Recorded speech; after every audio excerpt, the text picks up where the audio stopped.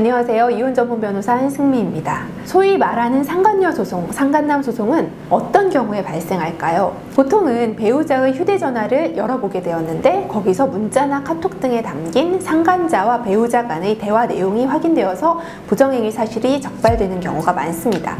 거기서 둘이서 사랑해, 보고 싶어, 자기야 이런 내용들이 있거나 성관계 등을 했다는 사정을 암시하는 대화 내용들이 있는 경우인데요. 또는 배우자가 운행하는 차량의 블랙박스를 우연히 보게 되었는데 거기에서 대화 내용을 발견하게 되거나 카드 내역에서 영화관, 모텔 등의 의심스러운 내역을 발각하게 되는 경우 부정행위 사실을 알게 됩니다. 그런데 최근에 급증한 상간자 소송의 증거는 상간자의 자백입니다. 예를 들면 남편, 외도를 한 배우자를 남편이라고 지칭해 보겠습니다. 남편이 상간녀와 2년 정도 아내 몰래 연애를 하면서 부정한 관계를 유지하였습니다. 불행인지 다행인지 모르겠지만 상간녀에 대한 연애 감정이 사그러들면서 상간녀에게 작별을 고합니다. 그런데 상간녀는 그런 남편을 놓아주지 않고 계속 만나자고 매달리죠. 상간녀와 남편의 감정 다툼 끝에 상간녀는 남편에 대한 복수를 결심합니다. 가장 강력한 복수는 남편의 가정이 파탄나는 것이겠죠. 그래서 상간녀는 남편의 배우자, 즉 아내에게 연락을 취합니다.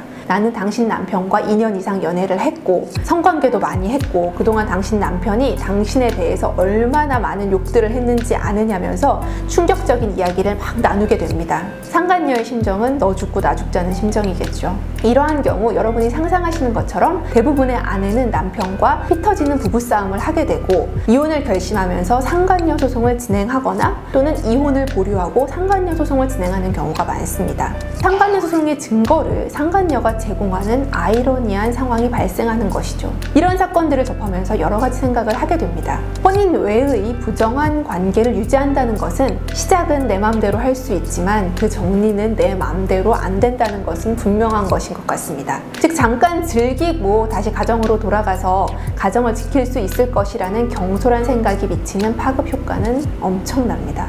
혼인 관계 외의 사랑, 지금은 정말 찐사랑 같을 수 있지만 딱 1년 후에도 같은 마음일 수 있을지 한 번 더 고민해 보아야 할 것 같습니다. 그리고 한 가지 더, 상간녀가 아내에게 제공한 자료들이 상간녀 소송의 유효한 증거가 될까요? 구체적인 상황에 따라서 차이가 있을 수 있겠지만 유효한 증거가 되는 경우가 대부분입니다. 시청해 주셔서 감사합니다.